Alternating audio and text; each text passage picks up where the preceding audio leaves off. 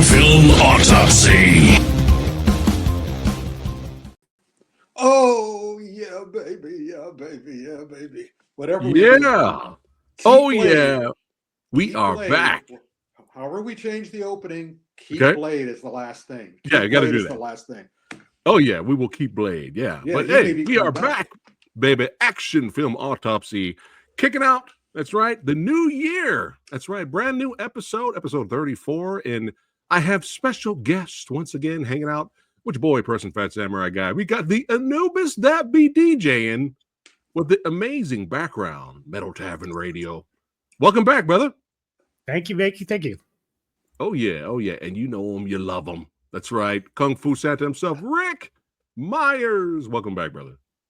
Oh, yeah. Open It's hand. lovely to be here. And what legends are watching right now? We got Tyler in the house. What's going on? Yes, good to see you, brother. That's right, certified badass channel member. And yeah, we all know who that guy is. Yes. And Brian Sanchez, good to see you. Let's start the ruckus. That's right, Kevin. Good to see you too, brother. Yeah. And we have a plethora of awesome content to discuss, movies, shows, all that good stuff, and a special appearance all the way from the motherland. That's right. The commentary beast himself, Frank Jang, will be joining us a little bit later. But yeah, we're ready to kick it off, Rick. First Yeah, one of course we're ready to go. Now, you know what? Do you know what today is? I mean, what this month is, gentlemen? In the Hollywood calendar, this month has a name. Do you know what the name of this month is? It's Chinese New Year. It is. Oh, by the way, yes, I'm wearing. It is Chinese New Year's Eve. Okay. I was born in the year of the snake, so I'm wearing my snake shirt, my snake sweater. That's right. Do it. Yeah, do it right. And so, first of all, happy Chinese New Year's Eve. But this is known as January is known as Dump Month. It's Dump Month. It's where all the mediocre movies go to die. Or they call it "Fuck you, it's January." Fuck you, it's January. Exactly. What you were expecting? You were expecting May? No. But because of the strikes, because of the pandemic, it's not really Dump Month anymore. Although some people didn't get the memo. So we have a really, really interesting mix of movies that we're going to be talking about this month. And we're going to start with a clear, it's not even, you can't really even call it a dump month movie. It's a movie that you could call What We Do to Stay Solvent. Not even alive. They're not trying to stay alive. They're just trying to stay solvent. Okay. We got a bunch of movies. Most of the movies that went out into the theaters were dump month movies by people who should not be doing dump month movies. I mean, in other words, the very first one we're talking about, do you have the poster? There you go. There we go. Let's listen. Scott Eastwood, the guy, the younger guy, he should be in this. No question, he should be in this. Okay. But Sly should not be in this because he could get, he's got a television series. Why does he need to do this? I think he needs to do this because he doesn't want to be bored. If he can do something rather than sit around home, he'll do it. Wants to keep active. Or just keep active, not acting, right. Active. And if you, have you seen it? Did you see this movie? No. They're not acting. Scott is trying, but Sly is actually quite cool in this because he's just talking. He says, okay, the piece of dialogue, I'm just going to say it. And it's not a good movie. It's boring. The action, the action is nothing. It's what we do to stay solvent. Because obviously they had enough money to get Eastwood, because Eastwood may be cheaper than Clint, but he still costs something.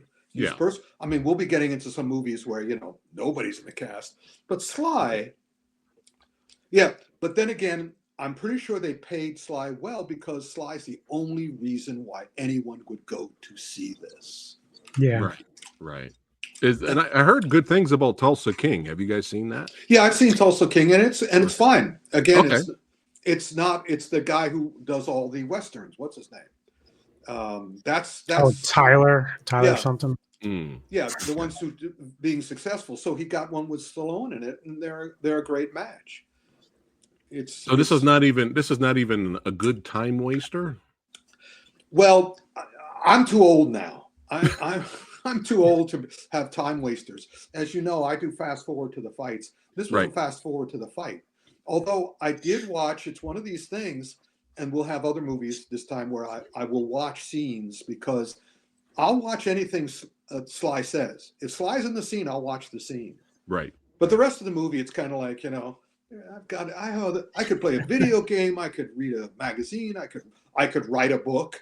I could write a comic. And there's all sorts of things I can spend my time on. So, and also given the sheer amount of stuff on Netflix alone, there is absolutely no reason you should search out something to fill your time. There are better things to see every single day. Every single hour, there are better things to see. Gotcha. But if you're like Sly, check it out. Whatever. Check it out. Speaking of that, DJ. Speaking of that, and who's the gentleman who's a member of the Movie Dojo Army who loves the co-star of our next selection? We should have gotten him on as a special guest. I know when Mr. Tony of the Dead, shout out to Tony. I know he was a big, huge Van Damme fan back in the day. That's right. Were there any other? He's a very big Van Damme fan. He is. Yeah, he's probably still a big fan. If he's watching, hey, buddy, if you're watching, call in. We'd like to hear your opinion. Have you seen it yet? The Gardener? It's not available over here. It's not? Or so, no, it's not on Netflix. It's not on Prime. Oh, that's right. It's in the theaters. I have my French connection, if you'll excuse the expression. It's my dear friend Caroline Vier over in Paris. She hooks me up with all this stuff, and and I've seen the star of this movie before, which isn't Van Damme, by the way. It's Michael Youn. I'm not pronouncing it right, and I apologize. It's called Le Jardinier, and Van Damme is a but now you guys have to vote. Look at the picture on the right. Is that Van Damme? Is that on the right? Van Damme? Yeah, the one who with the kick. With the kick? Is that Van Damme?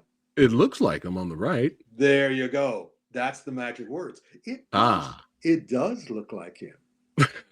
And this is a movie by a guy named David Charron, who has done several movies. Who did several movies with Van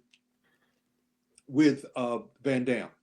And Van Damme is finding a lot of, because Van Damme is European. Van Damme is Belgian or French or whatever. Is this like supposed to compete with the beekeeper? We have the beekeeper, now we have the gardener. No, this is supposed to compete with The Last Mercenary, which was the previous film that Van Damme and this director did. And the whole thing is that they have an understanding. Van Damme can hardly move now. Right.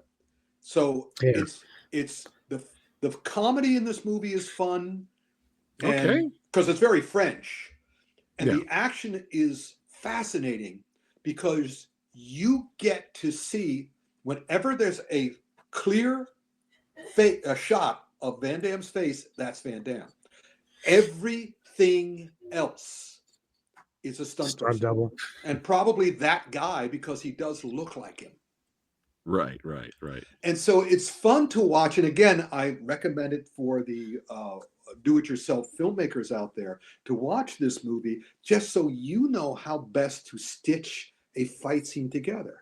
It's not bad. I watched it, like, look at that. Oh, look at that. That's not him. No, that's not him. No, that's not him. No, that's not him. And I keep imagining him, Van Damme, sitting off to the side during the fight scene filming, like Jet Li was sitting off to the side during Once Upon a Time in China when he had broken his shin. Yeah. And he's just sitting on the set watching all the stunt guys do it. So it's really interesting because more and more we're doing another French movie later on. The French action stuff is they're doing more and more French action movies because, of course, France is a beautiful location to film. So I don't blame anybody, but unfortunately, they started very high with The Lost Bullet 1 and 2, and Yeah. then now it just keeps going down and down and down. Oh. The Gardener's fun, Okay. but it's not great. But it's fun to watch those fight scenes. That's not him. Is No, it that's not is him. it better than Kill 'Em All 2, or is Kill 'Em All 2 a different type of fun bad? Yeah, well, yeah. It depends on what. I mean, this is. I don't think Kill 'Em All 2 is supposed to be a comedy, is it? Maybe not intentionally. Not intentional. Well, this is an intentional comedy. Okay. I mean, Gotcha. that guy Michael is a famous comic actor in France. So yeah, but now, Gotcha. now there are people, you fans of the action film Autopsy, can depend on the way I depend on them, and one of them is coming up next, and it is Gerald Butler. Gerard Butler. I called him Gerald. Oh, Pantera. I still don't know what it means. I mean, when I first saw the pictures of him in this movie, because the picture on the left on that poster is probably the best he looks in the whole movie. The rest of the movie, he looks all blotchy and puffed up, but he's supposed to. He did it on purpose, and it fits his character beautifully. This movie, I mean, again, another example of Jared is not going to make a bad movie. He's not going to make a great one, but he's not going to make a bad one. Okay. And this one is just, hey, wait a minute. You have to see this, Pat, because this is the badassest movie on the list this month. This is made purposely for me. For anybody who loves, this is a badass movie. The only way you can describe it, it's all about being badass and wanting to be badass and trying to be badass. I mean, Gerard plays a cop from the first movie, Den of Thieves 1 or Den of Thieves. Yeah. And the co-star, spoiler alert as usual, there'll be spoilers, gets away with the crime at the end of the first one, leaving Gerald Butler's character, holding the bag. And so in this one, the way they set it up is that Gerald Butler is going to go to Europe, and this is, filmed in, I think, France, and he's going to go and get that guy. But it turns out one of the first pleasures of the movie, and of course, the first time I see Gerald in this movie, he looks terrible. His beard is all over. His face is all blotchy. There's puffiness. It looks like he spent. He looked like he spent the last because the original Den of Thieves was a bunch of years ago, and it looks like he spent that 2018. Yeah, it looks like he spent all that time lying on rocks. Yeah, Den of Thieves 2 did not disappoint. That's right, Geeky Andre. You're absolutely right. But again, once he tracks the guys down, you figure there's going to be a big confrontation, and there is. But it was a delightful surprise to me, because what Gerald does goes, I've tried the cop stuff. I want to be you. Let me join you. I want to be with you. And the whole movie has, just all the slight changes. And also, let me see, the director of is Christian Gudegast, who did the last one.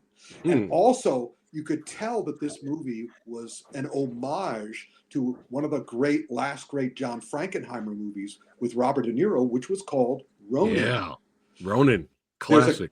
And I perked right up. I perked right up during this, virtually every scene in this movie, because they do something clever and sharp.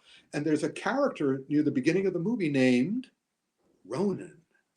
And I just sort of, because they're filming the same place Ronin did.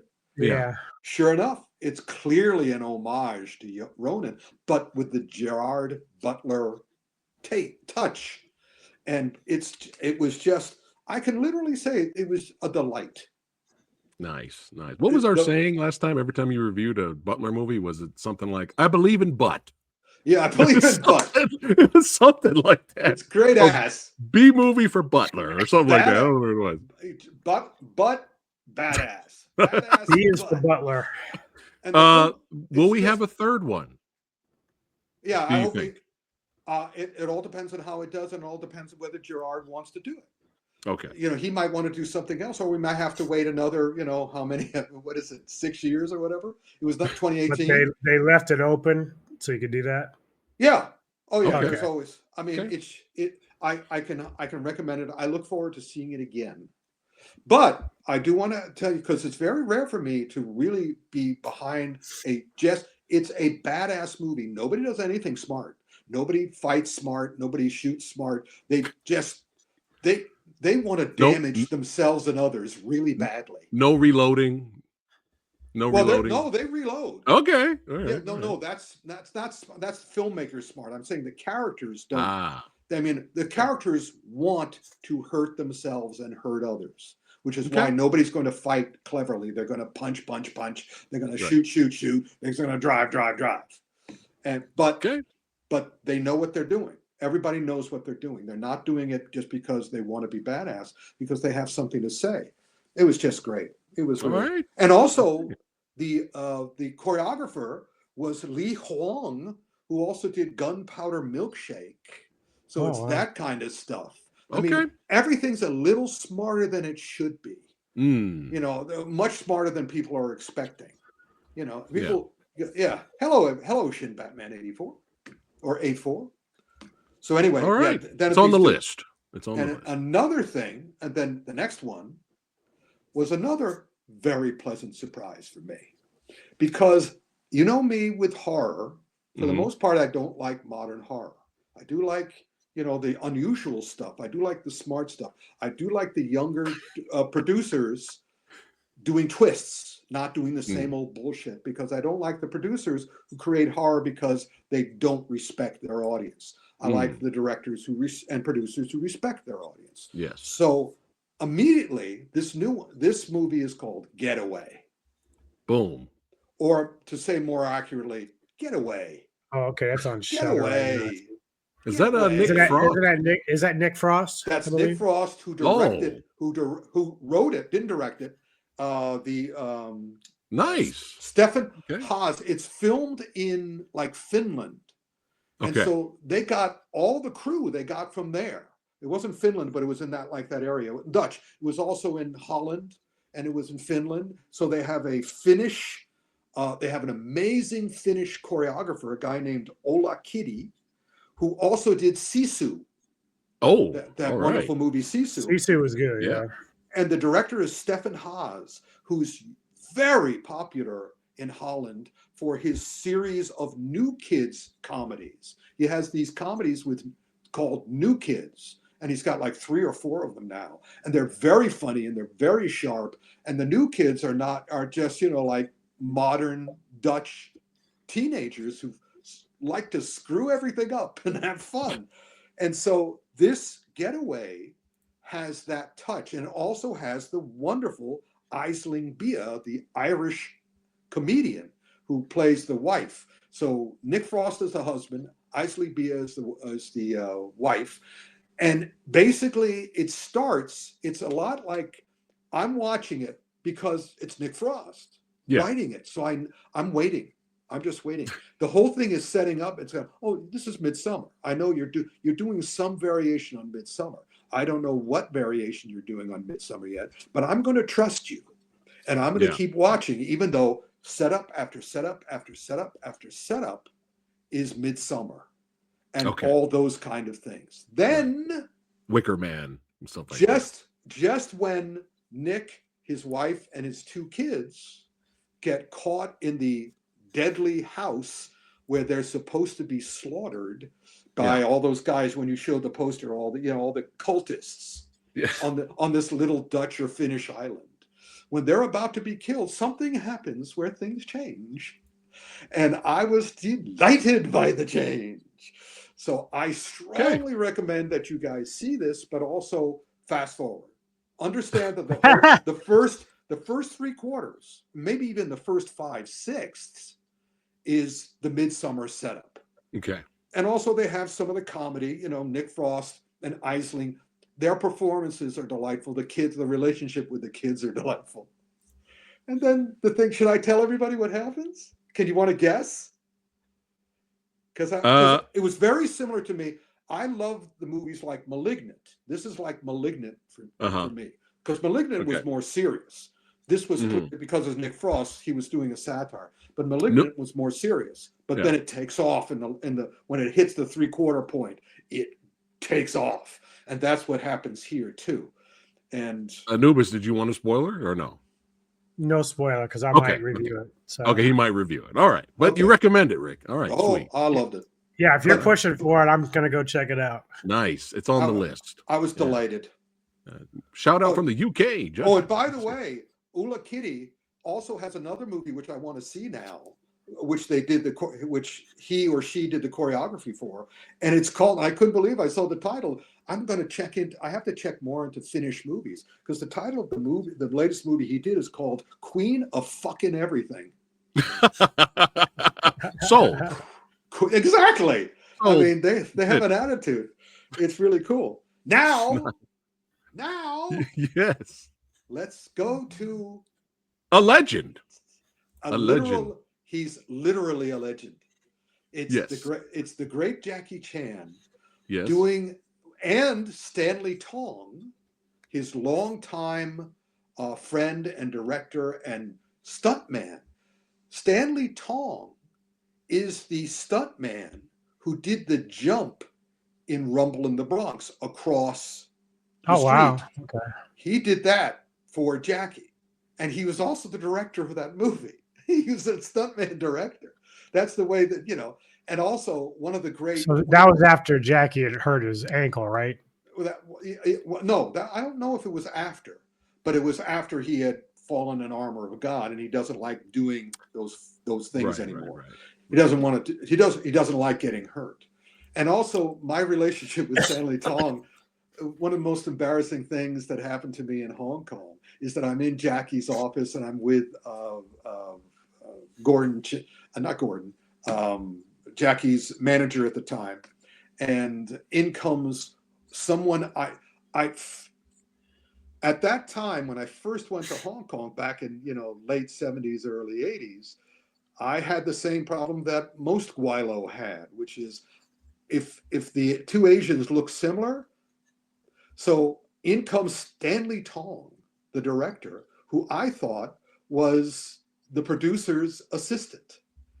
And I called him by the assistant's name, and he goes, "I'm Stanley." And I'm going, "Oh my God, I'm so sorry. I'm so sorry." And I've been making every time I see him, I saw him since then, I go, "You're Stanley Tong. You're Stanley Tong. I know you. You're Stanley Tong." So in any case, but Stanley is a wonderful guy, very sweet, very good, but he is the John Glenn, and I'm not talking about the astronaut. I'm talking about the James Bond director. He's the John Glenn of Jackie Chan movies, in that he's never made a great one. Rumble in the Bronx was like the closest. Yeah. And unfortunately, A Legend is in the same line. A Legend is lovely because it has Chinese Film Bureau backing. So there are millions of people in it. There are millions of horses in it. There's millions of locations in it. It's beautifully photographed and made. The only problem, of course, is he's going to get to it. The CGI. Like when I popped into Blu-ray, big huge shout out to the almighty Well Go USA. Yes, the picture quality, cinematography is beautiful. The picture quality is so good that, and on this Blu-ray disc, that if you would have told me this was 4K, I would have believed you. Yeah, like it's insane. But yeah, gorgeous movie. But and some of the action I liked. It was solid, but the de-aging of Jackie was so distracting. It's a lot. For me, it's still absolutely delightful because, of course, it's like this is basically the sequel, if not a literal sequel to the myth. It's the same plot as the myth, the whole concept of the myth. It's a follow-up to the myth, and It's like a spiritual sequel, right? In a way. yeah, Right. with bad CGI, and also this. It's also unfortunate because as you said, some of the fights are really good. Again, this is what do I call it? A 4F movie. Fast forward to the fights. Yes, fast. Yeah, it's a fist film. Yeah, it's a fist film. Yeah. So, but those are good. But the last 15 minutes are great. Exactly. I was very impressed with the last 15 minutes. Just go to the last 15 minutes. But I enjoyed all the rest of it because I liked looking at it like, look how bad that de-aging is. And look how bad that CGI is for all the wires shit on the horse and stuff like that. Yeah. It's just one of these movies where like you could have done a really good job. I mean, look at that last 15 minutes. And it's still Jackie fighting like Jackie. Yeah. And so it's worthwhile. Yeah. It was just so like there was moments where this character was supposed to show this strong emotion. And it was like uncanny valley, like when his friend is like, minor spoiler, his friend is like dying in front of him. He comes close and the eyes are looking over here, even though his friend is right here. So he's just like, no. Or if he screams, no, it's like his eyes are like, it looks like he's laughing. Well, you know what? If I rewatch it now, I'm probably going to enjoy it a lot more. Exactly. Comedic purposes. But I still say, movie for what it's supposed to be. Yeah, Jackie Chan fans should still check this out because it is really him. No CGI face in the in the last 15 minutes, and it's fun. And it's good. It's good work in the last 15 minutes. And let me see. Did I put down? Oh yeah, I don't have to put down the choreographer. It was Jackie and Stanley and the usual gang. He made The Myth. Stanley made Kung Fu Yoga, and Kung Fu Yoga is another one. It's a Stanley Tong movie, so you'll be fine. Okay. But don't have high expectations. So it's Jackie Chan comfort food movie, basically. You'll be fine. You're not gonna hate it. You're not gonna go crazy over it, but you'll be entertained. Just watch the last 15 minutes and enjoy the bad de-aging. Actually, his friend in there, his second in command or whatever, was stealing a lot of the scenes in the action. Yeah, he had like this bow that had blades on it, so he would use the bow Legolas style in the movie, and then he would use it as a weapon. I thought that was cool. It was cool. Yeah. More and more as we go through this month, you'll see more the martial art and kung fu movies they're making in China and Hong Kong now are getting better and better and better. So that means all these young people who start with the streaming services, IQI, whatever I pronounce it, are now getting major roles in things, and they're doing well. They're well trained. I mean, once we get to that. So now, and this is making me want to go back and revisit The Myth, which I haven't seen in 5 billion years. I can't find it anywhere. So somebody message me, send me a personal message of what streaming service or where I can find it, because I can't find it to buy it. I can't find it to watch it anywhere. It's like it's a myth. So exactly, help Samurai Guy out. Send me a link or something. And now we get one of the weirdest movies of the month. Again, what is this? You see, it's not Mark Wahlberg. Okay. Mark Wahlberg, I have no more faith in Mark Wahlberg. Y'all need a pilot? Y'all need a pilot? I mean, basically, Mark Wahlberg is going to do whatever the fuck he wants. And, again, it's like he's going to have fun. He doesn't care if the audience does. But that's not the issue. Okay. Once I saw Mark Wahlberg was in this, I said, okay. But then I saw who directed it. And I went, oh. And it's directed by one of the great action directors of all time, Mel Gibson. Mm-hmm. And I went, oh. And then I watched the movie and I went, oh.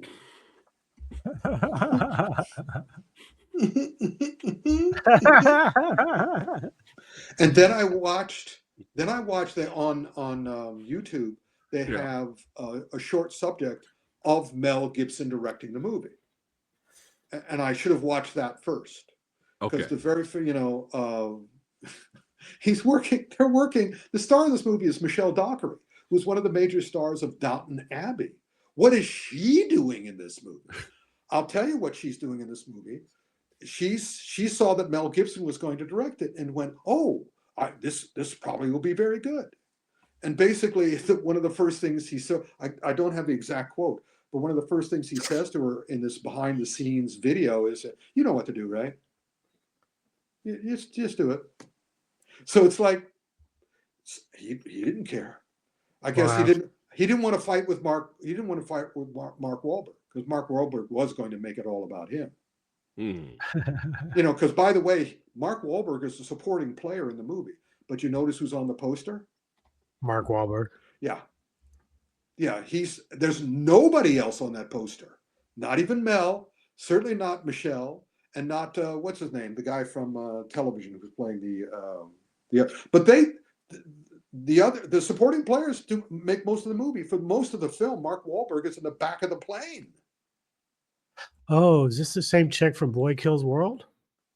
Yeah. Oh, yeah, here we go, Kevin. Yes, it is. Yeah, she was awesome, man. Yeah. That movie, she was great. Yeah. So, but here it's just like, so she's doing a Mel Gibson movie, and now she can say she's doing a Mel Gibson movie. Is Wahlberg like a villain? Or... Yes, very much so.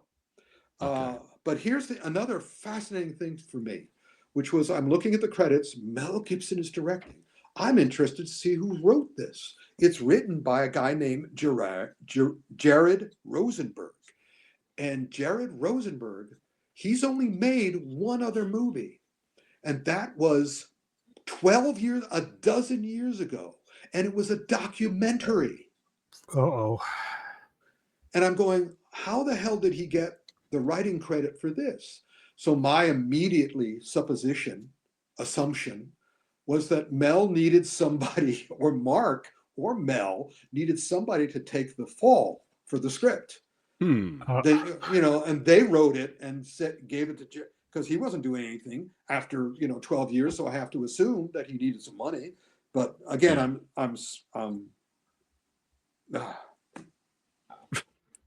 and also the choreographer was not just the choreographer. He's listed as the stunt coordinator, but also as Topher Grace's double.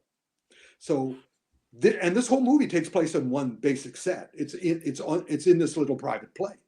Yeah. Okay. And so obviously this thing was made for lunch money. Right.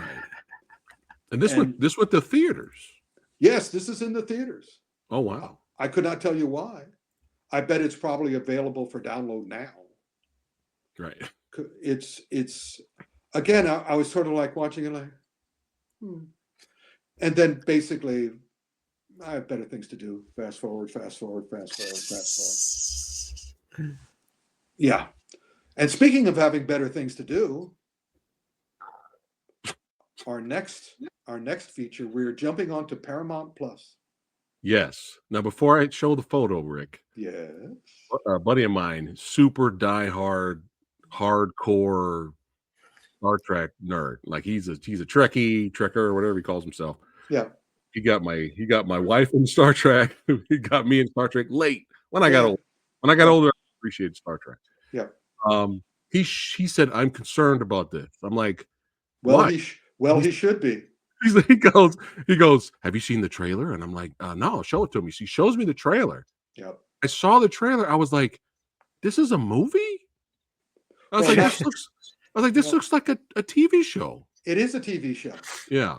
See, the point was that they did a series, then they lost all faith in it, and they did a Moana 2 to this. Oh no. Except Moana 2 did it better. Oh no. Well, Michelle got her money. Yes, Michelle got her money. Let me guess, Rick.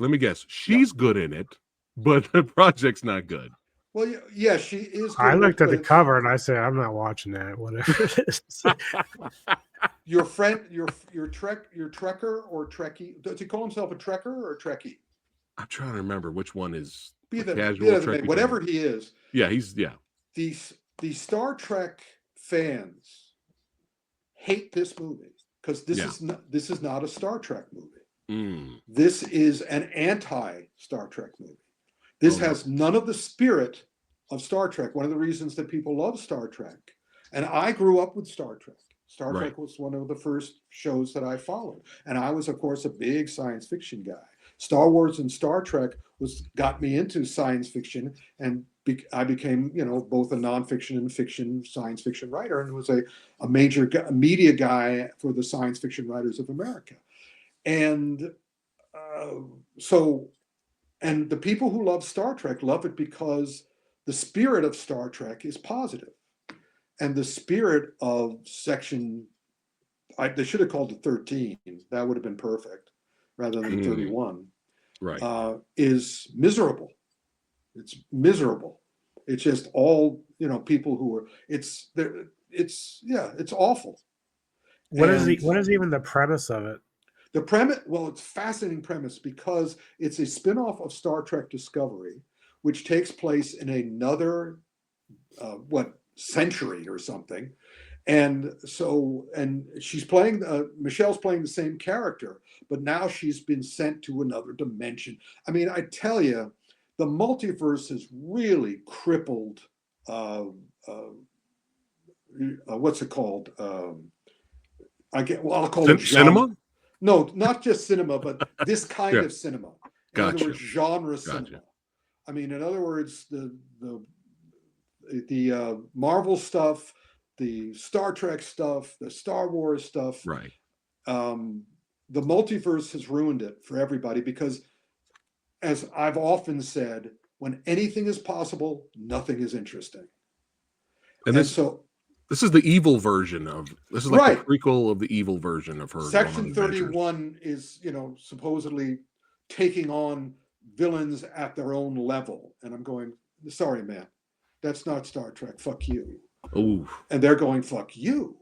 Right. But the other issue with this particular, I mean, you know me, I met Michelle Yeoh way back when in the, in the mid 80s. I met her. She gave me her "Tomorrow Never Dies" jacket. We've known each other for a while. I got her on. That's so cool. She's on the cover of my science fiction film book. My martial art book, the second martial art book. I put her on the cover of Inside Kung Fu. So we know each other. We know of each other. I have pictures with her and all this shit. So I like her. She's really great, and I like her a lot. And I was very sad. She's going to be fine. Yeah, But the big problem with this, the thing that I had the biggest problem with, is that they choreograph and film her action scenes terribly. Oh, God. Shit. It might as well be The Gardener. But she wasn't doubled. But it might as well be The Gardener because the camera shakes and every single shot is a different thing and a different thing. Yeah, thank you, buddy. Thank you, Entertainment Headquarters. It's based on the mirror. There we go. Yeah. You got it right. But so there was really no reason to watch it. They can't even watch it for her. No, or at least the action. Yeah. No, don't watch. Wow. Yeah, no. It just really was just a heartbreak. And it's Christopher McGuire, who also choreographed. Christopher McGuire also worked on. Almost everybody who worked on Star Trek Discovery worked on this. But then they turned it into a TV show, so it's even. Turned it into a movie. It's the way I'm talking about it is the way it is. What would it have worked if it was a show and it was more fleshed out? It wouldn't have worked for Star Trek fans because if they're gonna wallow in misery, that's not Star Trek. Gotcha. Ouch. All right. I'll stay away. Yes, good idea. And back to action now. Back to Netflix. Yeah. We're jumping onto Netflix. And Netflix has basically, at this point, to my mind, they have two kinds of action movies. They have action movies like Rebel Ridge, which are awesome. And they have action movies like Red Notice and Red One and Back in Action. God. Where it's just kind of like, whatever. Red Notice, Jesus. As soon as I saw that Seth Gordon directed this, he made one of my least favorite action comedies of the last century, which was Identity Thief with what's her name? I never even heard of it. Okay. She's in Bridesmaids. She's famous comic actress, entertainment headquarters. You know, you tell me the name again. Melissa McCarthy. Yeah, Melissa McCarthy. Okay. That's a movie where she plays the identity thief, and she's the leading character, and she thinks, yeah, thank you, sorry, and I'll just say Red One. I'll just keep mentioning Red One, which is basically the same movie. But Melissa McCarthy and Identity Thief, she thinks it's hilarious to punch people in the throat. That's their idea of a funny move.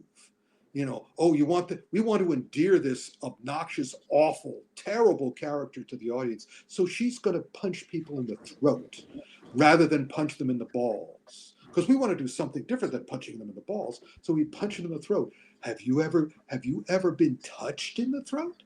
Punching someone in the throat is one of the worst things you can do to a person. It's what I recommend to people when I'm teaching martial arts. Don't go for the nose. Don't go for the chin. If you can get the eyes, go for the eyes. But if you want to really do it, hit them in the throat, and that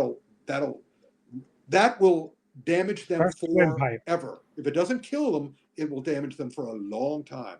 So the idea of making that into a joke told me all I needed to know about Seth Gordon. And here we have Back in Action, which is, how do we describe this? Well, Cameron Diaz was retired. She was for a while, and this is the one that brought her back. So I'm glad she got paid. Also, the choreographer. She did a movie with Fox, Any Given Sunday, years ago. Right. Yeah. And this was choreographed by Laurent Bousson, who also did, guess what? The Crow 2024. So that tells you how good the action that movie. is. There you go. We all did when we reviewed it last week. Samurai loves that better than the original, don't you? So let's put it this way. If you want to see a good action movie, don't see this. But if you just want something to fill time, this thing is done by number. Almost literally, and not just by numerical number, but by musical number.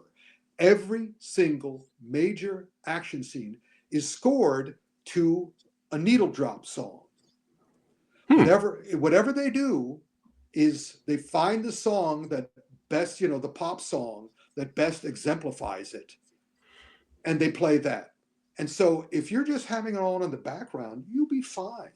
But if you take your stuff seriously, or if you like these characters, everything's artificial in this movie. But stupid fun. Is this better than the Halle Berry Mark Wahlberg movie? Was it Mark Wahlberg? She did kind of like what you call? I wouldn't say you couldn't compare them as better. Go back to the poster. Okay. I want you to go back to the poster for Back in Action. Okay. Now look at the poster. Okay. What is the thing that your eye goes to? What is the most prevalent thing? Coffee. Exactly. And now that I've seen the movie, that's all I needed to know. I should have noticed and said, all right, this movie makes no one involved in this movie cares. They're doing it was for the check. Gotcha. Yeah, it was a movie called The Union. It was another Netflix comedy team up like this. That was similar to this, in that it was just everybody quipping, everybody bantering, nothing serious, nothing real. But yeah, if you have it on, Back in Action might be better because the Union didn't have all the needle drops, and the needle drops make this slightly tolerable. Okay. But I'm personally going to give it a double thumbs down at the end of the show. Copy that. Then there we go. Generic as hell from That's right. Judgment. And by the way, if you go to hell, not as generic as this. Oh no. Hell is not that generic. Oh no. What? Ad Vitam? Ad Vitam is not as good as my favorite French action movies, but it's still okay. It's another one of these things with Nassim. This was the Lost Bullet 1 and 2 was a showcase for its filmmaker, and so is this. And it's not Nassim's fault that he's not as professional as the star and choreographer of Lost Bullet 1 and 2. But it's still okay. It's still got France. The thing how much you'll enjoy this movie is how much that you can tolerate a pregnant woman fighting and getting beaten up. If you can tolerate a pregnant woman fighting and getting beat up, then you'll be fine. Because I'm watching and I'm going, ooh, oh, come on, oh, and and she goes through the whole movie, and she's supposed to be as big a great spy as the guy is, and she's not only is she fine, but the baby is fine, and there's and that's fine. That I didn't mind the ending. I just went, that was close. Right. So it's certainly better than Back in Action. And it's worthwhile because it's got the beautiful locale and all the other stuff. And some of the action is interesting. And you notice he's not holding a coffee cup. So it's certainly better, but it's not as good as the Lost Bullet 1 and 2. Right. Now, speaking of great, okay, the next one is great. Gromit. Wallace and Gromit, Vengeance Most Foul. This thing is beautifully choreographed. This has great action. This is funny. This is entertaining throughout. This is Aardman at its best. And what's great about Aardman is you can say Aardman at its best, and that will be true of anything Aardman does, because Aardman always does the best it can. And considering that the whole movie, even though they could do it by computer now, no, they still do it the old-fashioned way. Yay. 24 frames a second. And it's just, and they know what they're doing. And it's delightful and exciting and funny and smart. All the things I like in an action movie. So, yeah. And nice. But because I enjoyed The Curse of the Were-Rabbit. I think that was the last Wallace movie I saw. That was fun. But you can watch all of their stuff. You can watch Yeah. Kick and Run. You can watch Creature Comforts. All their stuff is just great. And above the that's right. That's right. The gnome, but I love the gnome, and I love the villain. I love is a duck villain, or is it a chicken villain? I mean, I love that. I mean, the gnome was great. I want the gnome to have his own movie. All right, it's on the list. Happy face, now we're going. Hey, everybody. I put up the Jackie Chan A Legend earlier in the thing, because now we're getting down. January is not only dump month, but it's also the Chinese New Year. And guess what the best action movies outside of Wallace and Gromit are this month? They're all the Asian ones. And all of these movies are great. Starting with, put it up. Boom. Kingdom 4. Quattro. Return of the Great General. And the gentleman over there in the middle there with the wonderful grimace and grin, the grimace grin. This guy, I mean, I talk about number 3 here. My nephew told me about the original manga for this series. This is a Japanese movie about Chinese history. And it is based on a Japanese manga about Chinese history. And I watched, I think, either 2 or 3 first. I was amazed by it. So I went back, and I think they're like Rurouni Kenshin. And I believe one of the this is not until later. Rurouni Kenshin is a brilliant Japanese based on a manga again. And This is the same sort of thing. It is done as well. And all 4 of the Rurouni Kenshin movies were great. All 4 of the Kingdom movies are great. And there are going to be more of those. But I strongly, if you like action film autopsies, if you like action films, I believe they're all still on Netflix. See them all. I don't think Boom. you'll have a problem. Time I to don't think binge. Watch all it's- 4. Kingdom binge. Let's And go. they're all very long, but they don't seem long because everybody's great. The action is amazing. And also the whole movie is about strategy. It's about, these great generals. I mean, I've seen all these war movies, but these are the best, some of the best I've ever seen because they make sense of it all in an engrossing, exciting way. And that leading character, the great general, in the last movie, he basically sat on a horse through the entire film. And all they did was have a close-up shot of his face. What an amazing acting job. I mean, right through the camera, right through streamer, right through my TV. I'm just like, wow, this guy is so great. And he doesn't seem to be doing anything, but I am riveted. Just amazing. All right. All So right. I think that's it for, I have, of Mhm. course, that's the last one for Netflix. It's Definitely. Disney Plus time. Ooh, babe. Now we're back to Disney Plus. Did you guys see the rest of Skeleton Crew? I do not have Disney Plus anymore. Oh, So I've heard good things. yes. This is what I've heard. I've heard Yes. it's fun. It's like Goonies in space. You heard good things. Unfortunately, it was hurt by the Acolyte because people are just checking out from Yeah, Star Wars. they're not risking it anymore. If it came out earlier, it probably would have did better. That's what I'm hearing. Here's the point. Well, they're right. Okay. But you heard correctly. In other words, you heard good things.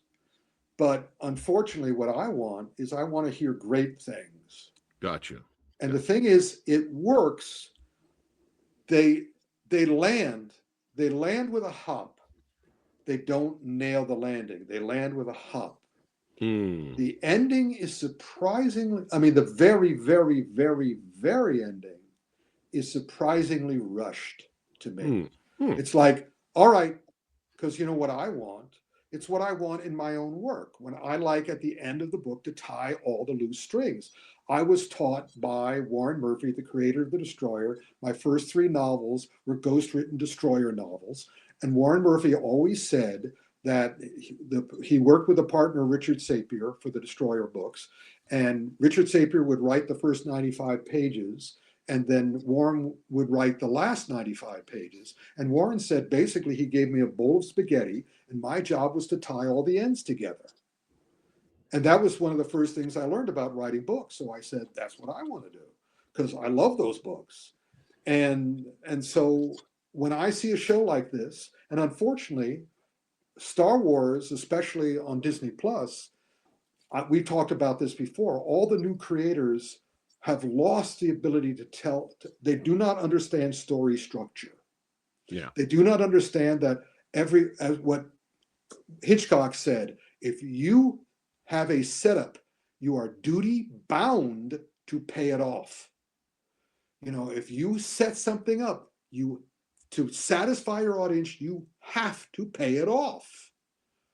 And none of these guys care about that. Again, multiverse, anything can happen, so who cares? And Skeleton Crew was not that bad, but it was not that great because the way it ended, they didn't tie anything up. Lovable characters. Every single episode was a different adventure. Those 2 characters are wonderful. The kids were wonderful. The elephant, but they didn't. Again, we have a character who's an elephant kid, and they don't explain it at all. Basically, as a science fiction writer, I was always told I was very lucky when I was doing all the great science fiction writers are wonderful people. And they always share, and they're not envious, and they're not trying to sabotage you like they do in mainstream fiction. And they all wanted me to do as well as I could. So they would give me all this, they would take me out to lunch. And the greatest, these guys who I admire were just like the greatest, Isaac Asimov. They would always help me. And they would tell me stuff about how to make it better. And he said, look, science fiction is the most powerful genre because you can put a romance into a detective. You can put a romance into a mainstream novel, and it's a romantic novel. You put a romance into a science fiction novel, it's still a science fiction novel. There's nothing you can put in science fiction. You can put a detectives in science fiction, it becomes science fiction. Anything you put in a science fiction book becomes science fiction. And they said, it's just like doing anything else. You have to choose the words you're going to use, but with science fiction, you have so many more words to choose from. And so I learned that is if you have a character with tentacles or one eye or whatever, when you're writing it, you have to completely make it work within the context of the world you're creating. You have, by the end of your story or the end of your television show or the end of whatever you're doing, the audience has to understand how they exist in the same world as humans. The doors have to be correct. The windows have to be correct. The breathing has to be correct. All of it has to be explained. And here they don't care. Anything goes. We don't have to explain anything. So I'm looking at this elephant character, this elephant boy with an elephant family. They have the trunks, and I'm immediately writing it in my head, sort of like going, I have to explain the trunk. I have to explain how it breathes. Same way they're trying to make me accept that a kid elephant is the same as a African elephant, but they don't care. They're just going to make it cute. So again, it wasn't the Acolyte, because the Acolyte was empty movement supreme, but it left me empty. I mean, I had a meal and I realized, and I thought it was going to be a delicious meal. And I thought it was going to be very satisfying and very fulfilling and literally filling. And when we got to the end of it, I just sort of went, I'm still hungry. Well, maybe like you said the word cute, Rick. So maybe they were kind of like, you know what? We need some cute alien elephant species in Star Wars. Let's go. That's clearly what they did. Yeah. And even the original Star Wars, I mean, had more substance than this stuff. They're just doing whatever the hell they want to do, and they're not. So this is not the worst of it. This is good. Okay. It's just not great. Second season, or not enough eyes on it? I doubt it'll be second season. All right. Because again, even me, who's a fan of the show, yeah. If they don't have a second season, I go, fine. And if they do have a second season, I'd have to go, do I want to see that? Or do I want to see, Kingdom 5? Or do I want to see, Harbin 2 or whatever? Yeah. So, right. Oh well. Copy that. Yeah, it wasn't terrible. They didn't crash and burn, but they didn't nail the landing. Copy that. This next one, I saw the trailer for it, and I was like, this, in terms of animation, I was like, this looks like Steve Ditko type of artwork a little bit, but I'm curious. Well, the problem with this one is that it premieres tomorrow. Oh, okay. So my contacts haven't been able to supply me. So you're fired, contacts. No, you are not fired, contacts. I'm kidding. No, come back. No. We love you. It's really, they're the one. I saw The Gardener because of them. Right. In any case, okay. So it's coming out tomorrow, but we'll talk about it next. So next episode. I think they're having 2 episodes tomorrow. Okay. Next episode. This is a quick preview then. Preview to next action film. But my hopes are very, very high because, of course, I grew up with this. I mean, I was there at the creation of Marvel, and I was there with the creation of Spider-Man, and I got to go to got to meet Stan Lee and work with Steve Ditko and all this stuff, and I adored Spider-Man. I had the first 50 issues of Spider-Man, and then I went to college and came home and found out my mom had thrown them away. Along with the first 50 Fantastic Four, the first 50 Hulk, the first don't get me started. So I love Marvel. So I love Spider-Man, and they kept on saying, I keep on seeing in the promotion that this is based on the Ditko, and I'm going, show that image again, and not this image, of Spider-Man, but the poster. I look at that thing, and I got news for you guys. and this is what makes me frightened because the promotion is saying it's Ditko. You look at that, that's Romita. That's Johnny Romita. Oh yeah, it does a little bit. Yeah. I always felt terrible that Johnny never got the credit he deserved. Right. Because he did all, after Ditko finished, Romita took over, and Romita was a completely different style. And I thought that I would not like it because I so admired Ditko's incredible power. Yeah. But the thing was, Romita, the one thing that Ditko could not do was draw an attractive woman. He simply could not do it. Romita could do it. Right, but also he created a world. I mean, basically, Ditko was the Shaw Brothers. Romita was the Golden Harvest. All right. In the look of their stuff. Yeah, I can see that. And Romita, and it was obvious that Ditko was awesome. Romita's genius was subtle. You would look at it and go, oh, it's just a comic with very round characters, and they're very pretty, and they're well done, and everything's well done. But man, that guy could do panels that it's like the difference between martial arts and Kung Fu. Once I understood Kung Fu, then I would watch things like La Kali Young's movies and go, oh my God, do you have any idea what's going on here? And once I understood how comics worked, I looked at Romita's stuff and went, I don't know how this guy is doing this. That's astonishing what he's doing. So again, I'm hoping it's Romita, and I hope they're aware of it, and I hope they play to it, and not just go, Ditko, Ditko, Ditko, Ditko. We got to suck up to the fans. So anyway, but we'll let you know next month. Next month. All right, it's Well Go USA time. Damn. The almighty Damn. Well Go USA. Hi-ya TV, you guys baby.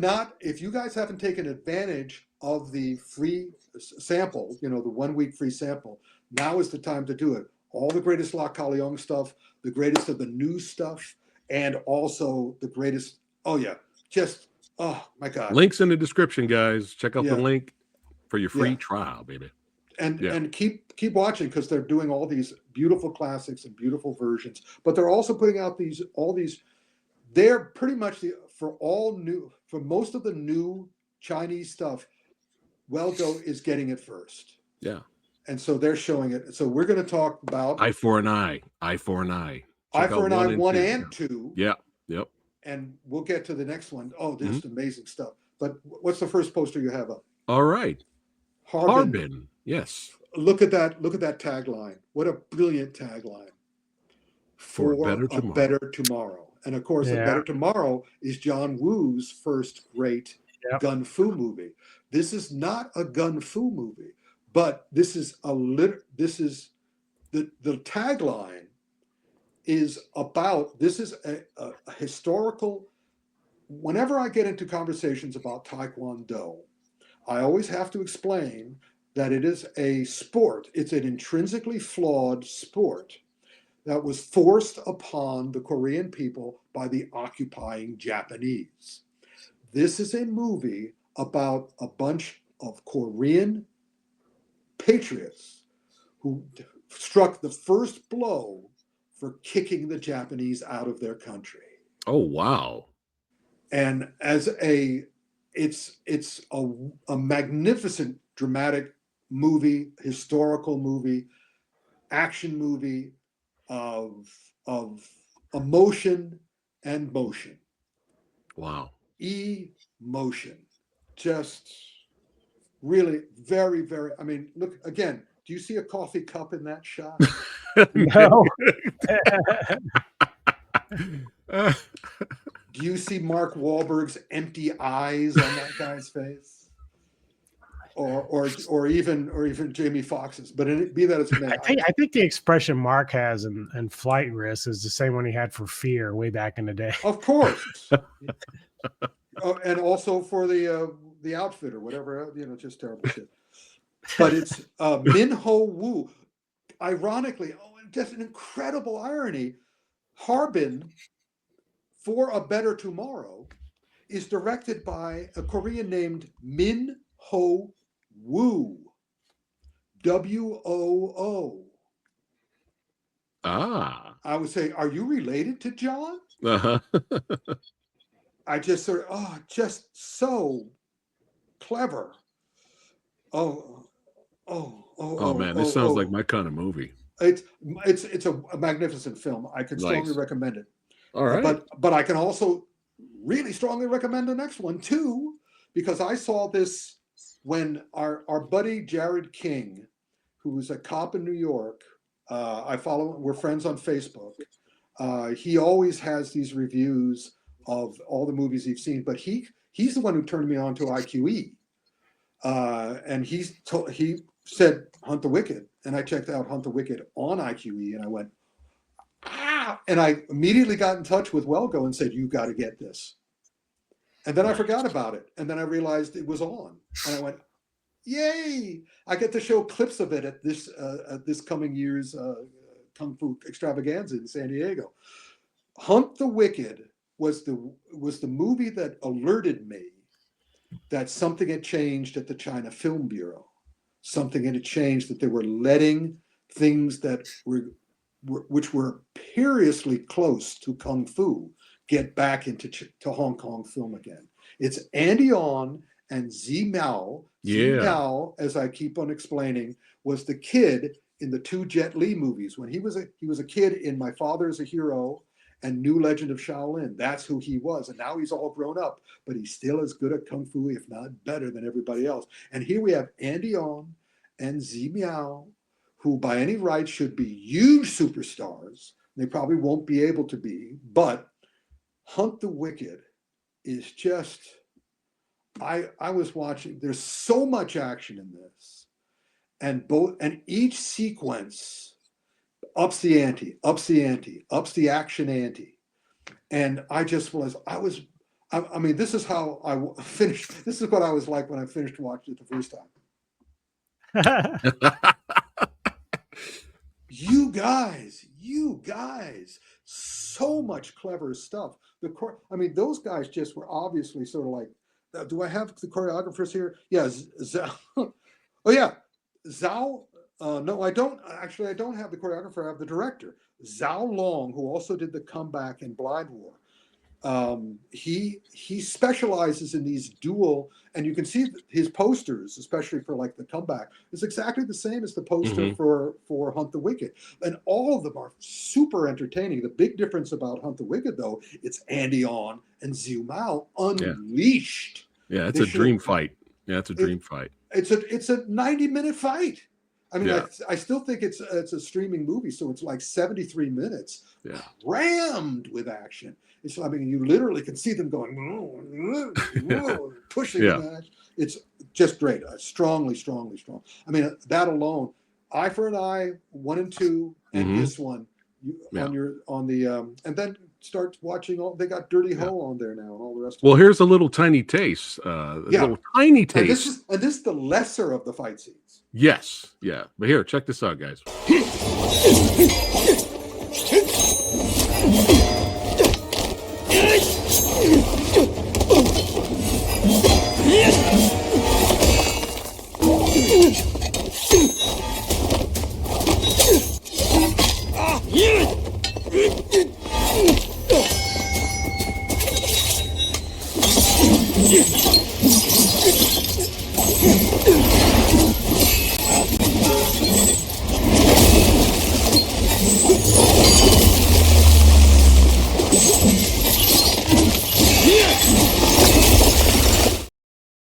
Look at that camera work. Go back and watch it 40 more times and see it each shot. Notice how they did each thing. And this is one of the lesser fight scenes. Yeah. It's just the fight is actually better when you watch it, you know, on Samurai Guy avoid copyright claim edits. When you watch it in its entirety without any copyright claim, I gotta do what I gotta do, baby. But it's good stuff. It's my antidote. And now I will go to the bathroom while you guys go to Hong Kong and talk to our mutual buddy. All right. It is time to hear from the master of remaster, the commentary beast. That's right. All the way again from the motherland. Yes. You know him, you love him. Frank Jang, all the way from Hong Kong. Let's hear his thoughts on The Prosecutor. Go ahead and bring it up here. And I will remove us, Anubis. We'll take us out of here. All right. Here we go.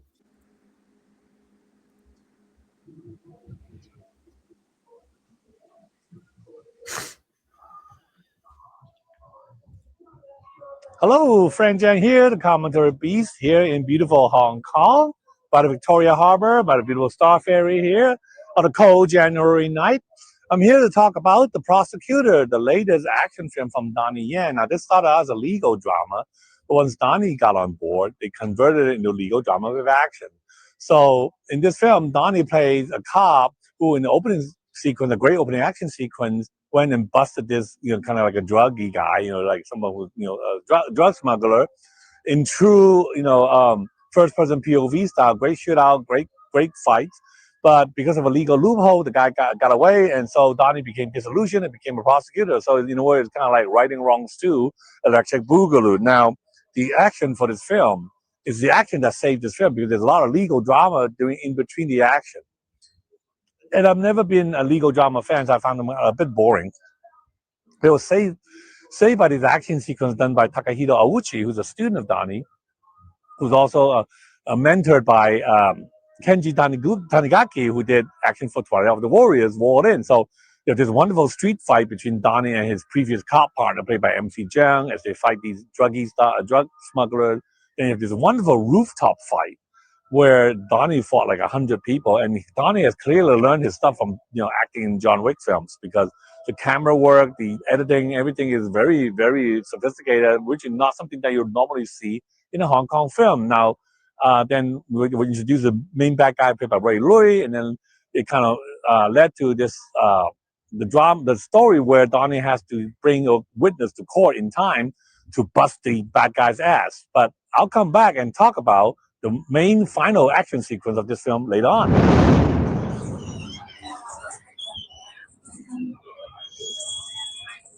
Hello, Frank Zheng here. I'm back. So this is the actual Hong Kong subway train, and the reason I'm shooting this on the subway is because at the climax, when Don is trying to bring a witness to court to bust the bad guy, played by Julian Zhang, they were stopped on the subway train by this huge, humongous, bald-headed guy who engaged Donnie in a great fight on the subway. Now, they built a set. They built an actual subway train set to shoot the fight, but this is an actual subway. You can see here, these are actual passengers on the subway train. So, and there's a shot where the bad guy actually busted this electric box here before fighting Donnie, and that's a wonderful fight. Really one of the best fights in the Donnie Yen film, and I think this final fight on the subway alone make the film worth seeing.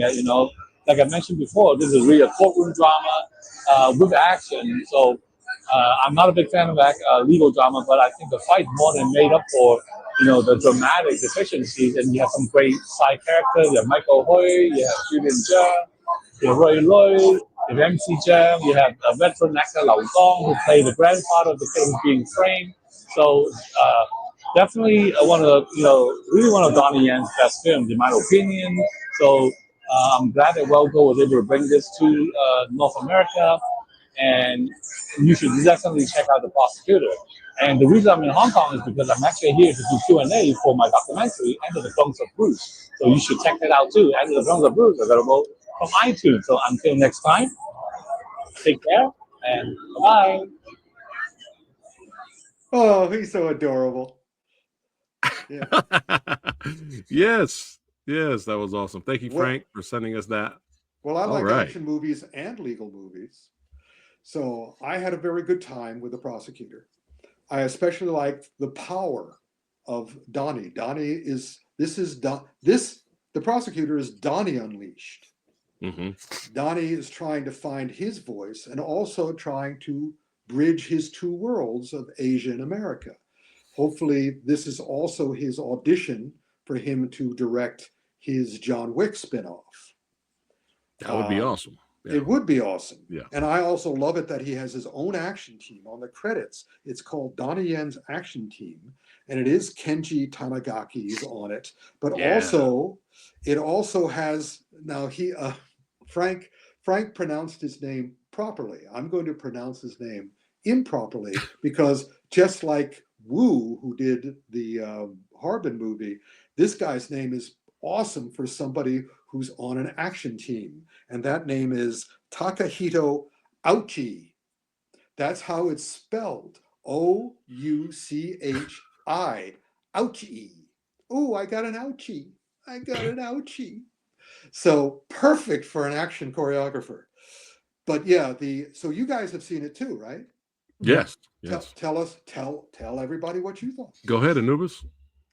Yeah. So first thing I thought was really impressive about it was it's based off a real story. I did not know that initially, so I really appreciated that. There were some moments early on, especially with the shooting the machine gun with the shield. I thought that was cool as hell. I've never really seen that. The plot is very engaging. I know that Frank had said that he's not really into legal stuff, but I thought it did a nice job mixing and balancing what was going on with the film between action and the legal stuff.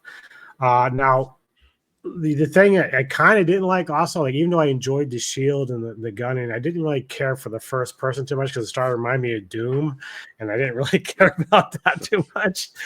And then the other thing is like I was so engaged with the film that I wanted Donnie to beat the piss out of these guys.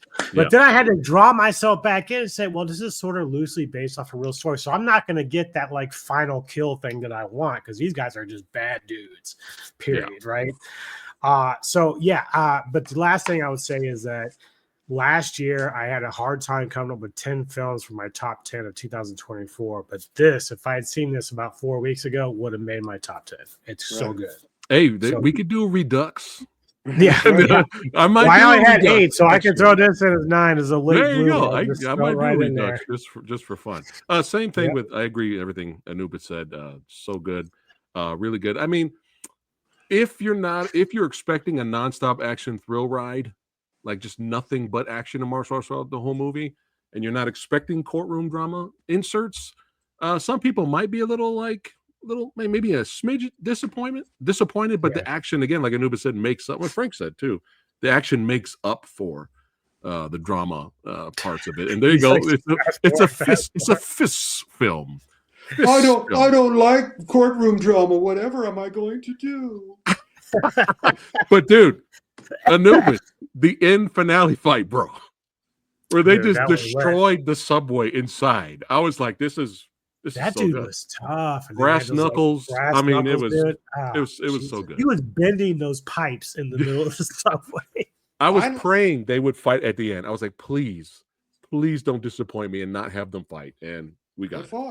I liked all the action. I liked all the courtroom. I liked all, I liked the Chinese. I loved watching Donnie navigate through the film, navigate through the labyrinth that Chinese film is now. But the thing I really loved about the action, beyond all it's top-notch stuff. It's grade A. It's A+. Is that when I was growing up, the first adult movie I ever saw was Dr. No. And for the whole run of up until You Only Live Twice, all the fights in Sean Connery's James Bond movies had a resonance. They seemed to vibrate. And I want Donnie to direct a James Bond movie now because his fights have an extra layer of vibe. That'd be insane. It's the kung fu energy, not the martial art energy, the kung fu energy. Because even though Donnie wants to be Bruce Lee and doesn't want to live up to his mom's Tai Chi teaching, he is the son of a Tai Chi master. And but he's learning that energy he can use. That's why I was able to accept what normally would be nonsense, that he could fight that guy in the subway and end the fight on a joke. That's the other thing too, is that I love that every character in this film didn't go to waste. Like you were able to keep track of everyone. They all had a good story and backstory. Mhm. Like it was well thought out. I really, really enjoyed that a lot. And the Donnie comes in. Donnie comes into the courtroom with all the wounds, with all the bruises and shit, and the blood stuff. And I'm going, well, that's because you have that extra layer of energy. Yeah. So again, this is one of those movies I'll watch repeatedly, like this. I don't have to watch the court case again. I knew he was going to win that, because it's a Chinese Film Bureau movie, but the fight scenes again have just watch them and listen to them. Get them on the best possible. That's why I'm glad they released this in the movie theaters first. And when they put it on Hi-Ya, hopefully they'll have the best possible 4K sound. Oh, they will. The rest of it. Yeah, they will. Yeah. It's a really good stuff. All right. And so listen, guys, if this episode teaches you anything, just go for the Asian stuff. I mean, we have Kingdom 4, we have Harbin, we have Hunt the Wicked, we have The Prosecutor. Those 4 movies alone could last you all year. I don't know. I think what's missing from this poster is Dunya needs a cup of coffee. He needs to be holding a cup of coffee. Right? Then we're good. He needs to have empty eyes and he needs to have a cup of coffee. All right. Well, that wraps up today's episode of AFA, but we got Rick's recap first. And Anubis, you join us on the ones. Well, I'll be doing the ones you'll be doing, Anubis. We haven't seen that much of these titles. Anubis, but we'll join in on at least The Prosecutor. Practice to make sure your thumb shows up because the posters will be in the middle of the screen. Yeah. So you want to go, the other side. Yeah. Well, you're right. Some of the posters pick up the full screen, so I'll just show it for like a second. That one. There we go. All right. Yeah. Okay. All right. Wait. Okay. Up first, Rick's recap. For those of you that are arriving late, here we go. Alarum. Okay. Fuck it.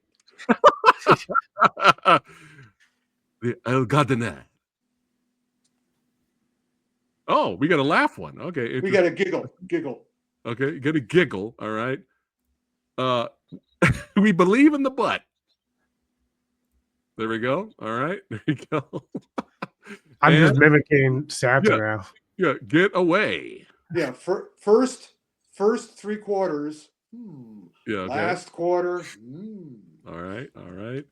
A legend.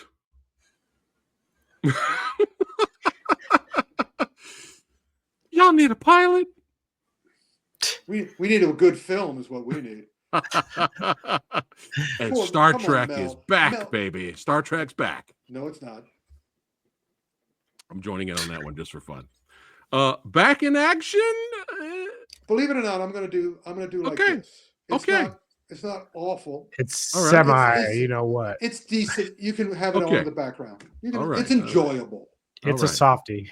It is. All right. But enjoy. We got Kung Fu Pregger. I'll do that. Okay. That's kind of like, Gromit. Boom, boom, boom, boom. He likes that one. Kingdom number 4. Boom, boom, boom, boom, boom, boom, boom, boom, boom, boom. Elephant babies.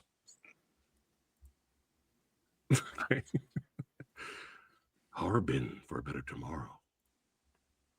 All right. And hunting some wicked.